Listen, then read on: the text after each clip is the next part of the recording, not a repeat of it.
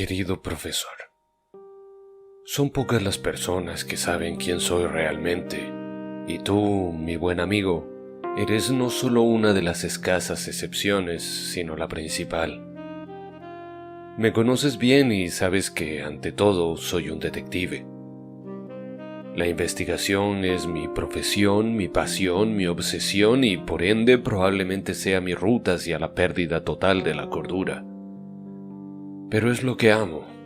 Amo la búsqueda de la verdad, aunque eso derive muchas veces en que mi curiosidad caiga en el morbo.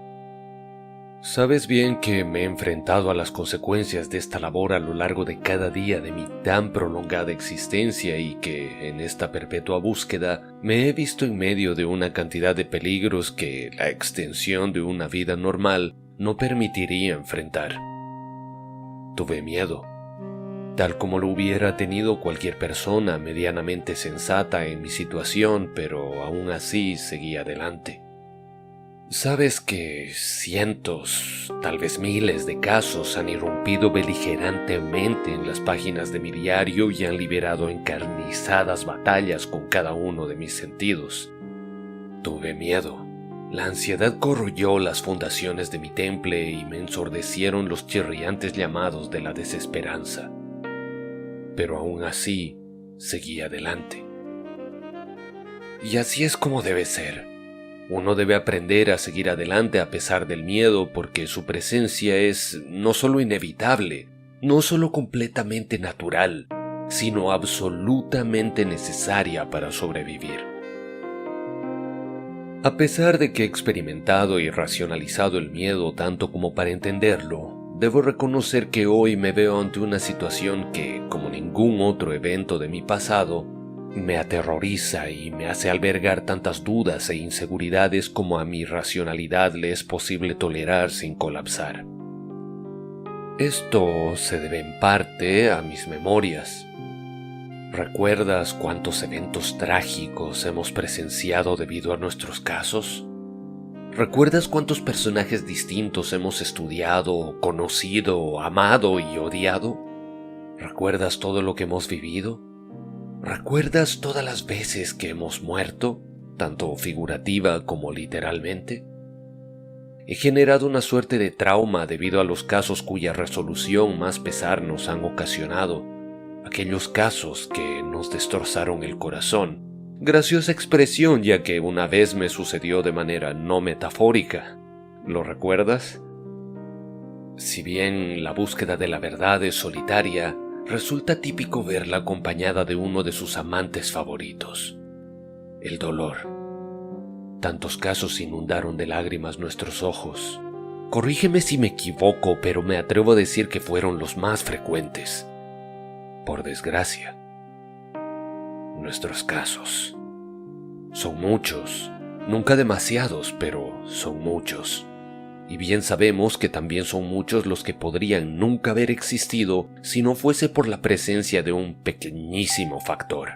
La evidencia así lo indicó siempre. La mayoría de nuestros casos se reducen a las consecuencias que producen una ausencia mal llevada y un duelo perpetuo. Anoche la ansiedad me condujo a zambullirme en nuestro vasto océano de archivos. Algunos quedaron rondando en mi mente. Un expediente, un número, Carlitos, un niño con un superpoder capaz de opacar a un regimiento entero. Ausencia materna, padre alcohólico, pobreza, maltrato, crecimiento en un ambiente hostil y lleno de delincuencia, sin acceso a educación. Todos estos trasfondos serían más que suficientes para anticipar el surgimiento de un enemigo público capaz de escandalizar a todas las divisiones de la Agencia Internacional de Asuntos Metahumanos. Sin embargo, lo que la sociedad terminó obteniendo no fue una amenaza, sino una promesa. La promesa de un futuro héroe. Y eso se debe a que tuvo la suerte de que su camino se cruzara con el de Ethan, un hombre de buen corazón que cumplió el rol de figura paterna y logró compensar sus carencias. Otro expediente, otro número, Michael, un muchacho con la fuerza y la resistencia de 1000 hombres. Ausencia paterna, madre drogadicta, pobreza, maltrato, ambiente hostil, delincuencia, mismo trato, en todo el sentido de la palabra, porque tenía todos los antecedentes para convertirse en una amenaza, pero no fue así. terminó convirtiéndose en un héroe porque consiguió una figura paterna o, como él mismo diría, un coach. Nuevamente, quien hizo la diferencia fue Ethan. Otro expediente más, otro número más, Vex, una niña más rápida que una bala. Padres y hogar arrebatados por la guerra. Único pariente vivo, su hermano, quien ocupa un puesto muy alto en el ranking de los metahumanos más peligrosos. Ella podría haberse convertido en una misándrica victimista más, pero no. La vemos siguiendo a su propio y acelerado ritmo el camino de una verdadera heroína. ¿Y por qué? Porque tuvo la suerte de encontrar a Sam, su figura paterna, y no solo a él, sino al resto del loto blanco. Encontró una familia. ¿Qué es lo que hace un héroe? ¿Qué es lo que hace un villano? A veces me dejo llevar por el ego y pienso que tengo la respuesta definitiva para estas cuestionantes, pero casi de inmediato recuerdo las acertadas palabras de Oscar Wilde. La verdad es raramente pura y nunca simple. Siempre existirá algún detalle, aunque mínimo, que me separe de la verdad en su más puro estado. Sin embargo, no necesito alcanzar tal grado de impecabilidad para poder sostener con total convicción y seguridad que somos nosotros los responsables de que el potencial de las nuevas generaciones sea una promesa o una amenaza. Todo dependerá de lo que les enseñemos, lo cual me conduce a una nueva pregunta. ¿Qué les estamos enseñando a las nuevas generaciones? Lastimosamente, la sociedad nos muestra constantes ejemplos de los extremos entre los que se maneja, haciéndome dudar de la posibilidad de encontrarnos rumbo a una situación mejor y llevándome a la pesarosa conclusión de que nos movemos en un ciclo interminable en el que, como si la evidencia mostrada por la historia fuera totalmente ajena a la memoria y a los sentidos, los mismos errores se repiten una y otra vez. Los extremos. Como mencionaba antes, la evidencia nos muestra que son innumerables los casos de niños abandonados a su suerte, niños cuyas únicas guías fueron encontradas en las calles. No puedo negar que hay enseñanzas importantes que las calles pueden entregar. Sin embargo, los peligros que las inundan tan solo crecen con el pasar del tiempo. En un pasado no muy lejano, las principales amenazas eran la criminalidad y la violencia que ésta conlleva. Hoy en día se suman riesgos más disimulados y maquiavélicos. La propaganda, la manipulación y el adoctrinamiento que sirven de herramienta a la agenda política. Ante tal evidencia, muchos padres y maestros adquirieron conciencia de los peligros que acechan a los niños desamparados y, movidos tanto por la genuina y noble intención de proteger como por el miedo, la angustia y la ansiedad, quisieron ser más que guardianes entre el centeno. Dejaron de ser protectores y se volvieron sobreprotectores, dando como resultado personas débiles. En lo poco que me ha tocado tratar con jóvenes, me he dado cuenta de que, con la mejor de las intenciones, tratamos de enseñarles todo y olvidamos que la mejor maestra es la experiencia propia. Sabio es aquel que puede aprender de los errores ajenos, pero difícilmente tocamos la sabiduría siendo jóvenes. Tenemos que estar conscientes de que las calles seguirán cumpliendo roles de educadoras, y está bien, porque es posible encontrar valioso aprendizaje en ellas, tal como lo hemos encontrado nosotros. Tenemos que ser realistas. No podemos enseñarle todo a los jóvenes. Podemos intentarlo, pero nada asegurará que nos escuchen. Nosotros tan solo podemos ser sus guías o sus compañeros de camino, hasta donde sea posible.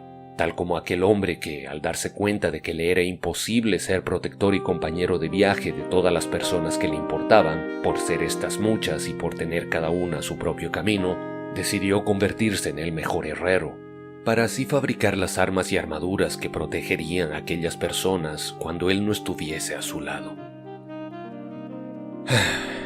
Los extremos.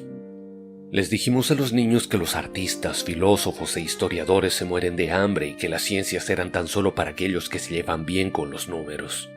Los engañamos, pues dentro de cada persona existen la curiosidad, la pasión y el cuestionamiento que hacen falta para brillar en tales áreas. Y cuando quisimos reparar el daño hecho, fue muy tarde, pues el relativismo y la posverdad ya habían hecho metástasis, dando paso a un estado demencial en el que la realidad no se construye a partir de hechos, sino de caprichos, en el que la lógica y la razón han sido desplazadas por los sentimientos y las pasiones, en el que la respuesta acertada no es la correcta, sino la que mejor nos hace sentir, en el que escasean argumentos y la objetividad, y abundan las opiniones, los sesgos y las falacias, en los que años y décadas de avances en la ciencia y la filosofía son despreciados y sustituidos por meras creencias e impresiones conducidas por la soberbia en su más pura esencia. Creemos que somos el pináculo de la evolución, pero somos tan solo primates narcisistas dotados de tecnología que ni siquiera intentamos entender. Hablando de los extremos, en una misiva varios años atrás te comentaba mi desaprobación por el hecho de enseñar a los niños a no llorar, por obligarlos a reprimir emociones que, ante un tan pobre manejo como resulta la represión, eventualmente estallan dando paso a un caos absoluto. Hoy en día sigo manteniendo aquella postura. No encuentro racionalidad ni sensatez en la represión de las emociones. Al contrario, me resulta evidente que la gestión de estas a través del estoicismo es la respuesta más efectiva y beneficiosa. Sin embargo, como te comentaba, a la sociedad parece gustarle moverse solo entre extremos y, por tanto, ahora caminamos entre medio de bosques plagados por árboles incapaces de echar raíces que los mantengan firmes, sobre terrenos en los que un paso que no se dé con la máxima de las delicadezas hace temblar tanto el suelo como para ocasionar la estrepitosa caída de uno de aquellos débiles árboles, caída de la que se sabrá con impresionante inmediatez y con el máximo de los aspavientos en todos y cada uno de los rincones de la foresta. Una contagiosa victimización mecerá los follajes de otros árboles sin raíces, produciendo una reacción en cadena y, en cuestión de instantes, el suelo se llenará de madera idónea para convertirse en el combustible que alimentará los motores de la propaganda y las estufas de los políticos. La peor parte se la llevan los varones, quienes tienen todo el derecho para llorar al verse profundamente conmovidos o ante la necesidad de un desahogo. Sin embargo, la evidencia ha demostrado que, a pesar del discurso de moda, a ellos no se les permitirá llorar. Cuando los valientes osaron dar los primeros pasos hacia el cambio, mostrando vulnerabilidad, fueron las mismas personas que otrora los recriminaron por su falta de lágrimas las que respondieron sus lloros con mofas, ridiculizaciones y desprecio. No me resultaría extraño que, después de semejante traición, muchos decidan nunca volver a mostrarse vulnerables. Los extremos. Veo imprescindible inculcar el cuestionamiento en las nuevas generaciones. Sin embargo, al ser la pregunta ¿qué dirá la gente?, una de las más escuchadas, la gran mayoría de las personas crece y empieza a prestarle una importancia desmedida a lo que dice la gente. La opinión de otros se hace más importante que la propia y es a partir de aquello que la gente deja de ser como realmente es y empieza a ser como los demás quieren que sea. Se suponía que la tecnología nos uniría, pero tan solo creó islas cuyo himno es el histrionismo y cuyo símbolo patrio es un pulgar arriba. La prostitución ya no solo se ejerce por dinero, sino por aprobación. Directa o indirectamente, les enseñamos a las nuevas generaciones que le deben lealtad a una causa que ni siquiera escogieron, cuando en realidad a lo único que deberían ser leales es a sí mismos. La vida se trata de cambios. Uno cambia, se adapta y evoluciona para encontrar su lugar en el mundo y ser más uno mismo, porque nadie nace siendo lo que debe ser. Pero nuestro gran error es cambiar para satisfacer las expectativas de alguien más, tratar de ser alguien que no somos, tan solo para sentirnos queridos y aceptados. Y es fácil seguir una tendencia para gozar de un sentimiento de pertenencia. Los seres sociales tenemos la necesidad de ser aceptados fuertemente ligada a nuestro instinto de supervivencia. Sin embargo, muchas veces sucumbimos ante la necesidad y empezamos a hacer algo que no somos realmente. Incurrimos en un vulgar suicidio filosófico. Se rechaza al Homo sapiens y se abraza al Homo ovis, como suelo llamarlo. Y es por eso que hay tantas ovejas siguiendo ciegamente hacia el matadero a maquiavélicos pastores comerciantes y tan pocas personas recorriendo su propio camino en soledad. ¿Cuántos de esos pobres niños a los que alguna vez les inculcaron que era mejor actuar con lealtad hacia sus círculos sociales que hacia sí mismos, ahora moran, cual muertos vivientes en nuestro mundo, perdidos en vanas aspiraciones que obedecen a un modelo creado por un algoritmo que no permite individualidad alguna fuera de sus lucrativas propuestas? Siento pena por ellos. Siento que el mundo perdió personas únicas que podrían haber dejado una huella propia y, en lugar de eso, obtuvieron un sinfín de imitaciones que dejan una misma marca predeterminada por la matriz que los moldea. Clones, simples copias con alteraciones cosméticas mínimas para aparentar originalidad. Vivimos en un asqueroso holocausto zombie. El anonimato de la personalidad propia convierte a la gente en muertos vivientes, esclavizados por una voluntad ajena a la suya, danzando no al compás de las vibraciones de sus espíritus, sino al de melodías monótonas adornadas con versos de superficialidad, drogas, promiscuidad y cualquier otra faceta que podamos encontrarle al hedonismo. Escucho constantemente a la gente criticar las crueldades del sistema. Sin embargo, he descubierto que quienes más se quejan tienden a ser sus mejores esclavos. Lo peor de todo es que estas personas irreales, estas imitaciones, estos muertos vivientes, estos niños en cuerpos de adultos, se terminan convirtiendo en padres. Cuando se trata de buscarse a uno mismo, la voluntad se convierte en un recurso escaso. Es por ello que la repetición es popular y la originalidad anónima. Es por ello que las personas reales son minoría, no del tipo que resulte idóneo a la hora de hacer política, no una minoría rentable, sino del tipo que conviene relegar. Pero hasta en semejante descorazonador escenario he hallado vestigios de esperanza, pues he tenido tanta suerte como para encontrar personas buscando, con admirable esmero y dedicación, su lugar en el mundo, haciendo oídos sordos a los engatusadores mensajes que cautivan a las masas carentes de voluntad, nadando incansablemente en contra de una corriente por la que les resultaría infinitamente más cómodo dejarse arrastrar, enfrentándose altiva y valerosamente al aislamiento que depara a quien es consecuente y leal consigo mismo, y al exilio con el que se amenaza a quienes no caminen ciegamente por uno de los extremos en eterna disputa, profesando solamente sus parcializadas verdades. En un drama que incentiva a tomar bandos, no hay postura más solitaria que la neutralidad. Estas personas eligen soportar los sufrimientos a los que la individualidad conlleva, hacer los sacrificios que la autosuperación exige y enfrentar la ansiedad que implican las elecciones. Desprecian placeres por aferrarse a sus ideales y no sucumben ante las tentaciones que se presentan a lo largo de sus sendas. Estas personas caen y, sin importar lo que cueste o duela, se levantan. Sus cuerpos pueden ser lastimados, pero sus espíritus nunca se ven doblegados.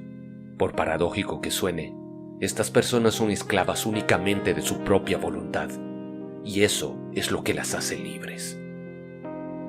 En fin, mi buen amigo, como has podido apreciar, mis pensamientos estuvieron durante eternas horas de insomnio, por un lado con los héroes que conocimos en sus orígenes, los que tuvieron la suerte de encontrar personas capaces de entenderlos, de darles amor incondicionalmente, de ayudarlos a levantarse cada vez que caían y de protegerlos de los horrores del mundo hasta que estuviesen preparados para afrontarlos.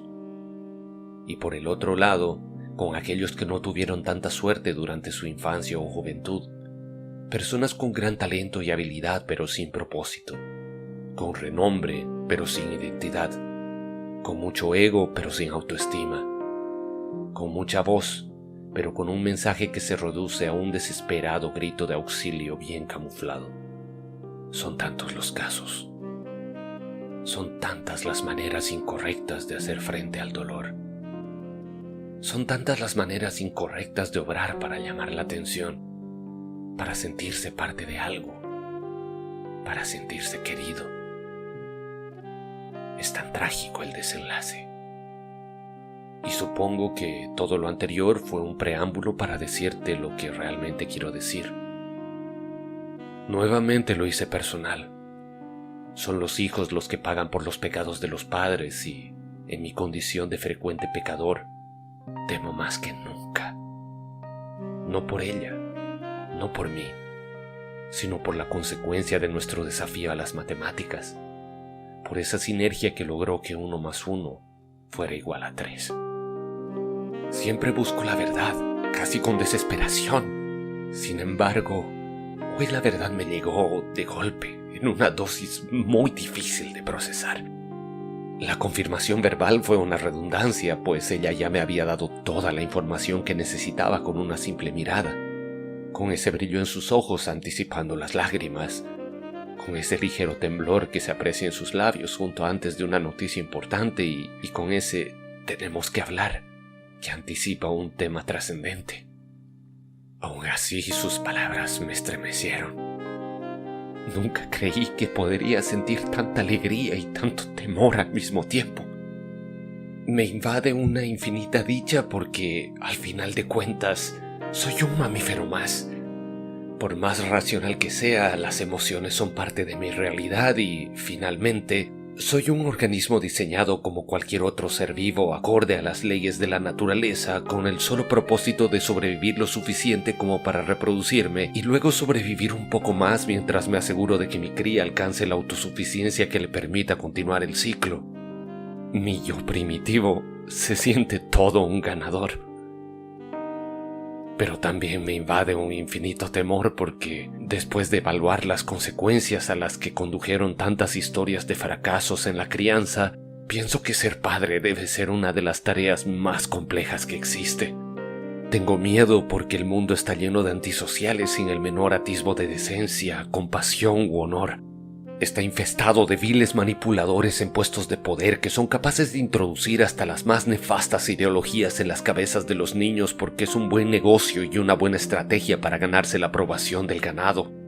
Está atestado de expertos criminales saboteando aquello que en algún momento podría haber sido grandioso, destruyendo inocencias, pretendiendo inculcar valores que son correctos solo a los ojos y al juicio de un par de hijos de oveja que creen ser dueños de la verdad y de una moral superior. Tengo miedo, porque no sé qué le diré a mi hijo cuando se dé cuenta de que su padre no envejece. Tengo miedo, porque no sé qué pensará cuando le diga que es mejor que nadie sepa quién es su padre. Gozo la bendición y sufro la maldición de que mi muerte nunca sea un estado permanente. Gozo porque tengo las segundas oportunidades por las que muchos matarían. Y sufro porque cada una de mis vidas es un constante riesgo. No solo para mí, sino para quienes me importan. Tengo miedo porque la forma en la que he ejercido mi profesión me convirtió en un total fracaso en lo económico desde un inicio. Es más, si no fuese por ti, hubiese muerto de inanición un par de veces más. Tengo miedo porque no se puede ser el mejor padre y el mejor detective al mismo tiempo. Cada faceta requiere el sacrificio de la otra. Y es frente a este último temor que surgen incómodas preguntas. ¿Debería renunciar a mi trabajo por ser padre? ¿Debería abandonar mi causa, olvidarme del resto del mundo y preocuparme solo de quienes se encuentran vinculados a mí? Si así lo hiciese, ¿qué clase de mundo estaría procurando para mi hijo? Si no hago mi trabajo, ¿quién lo hará? ¿Debería cederle la antorcha a alguien cuya dedicación, obsesión y habilidad no me parecen del todo confiables? ¿Es mi ego el que habla por mí? Podría parecer que, a través de esta carta, busco respuestas a mis preguntas, pero me conoces bien, viejo amigo, y sabes que ya las tengo.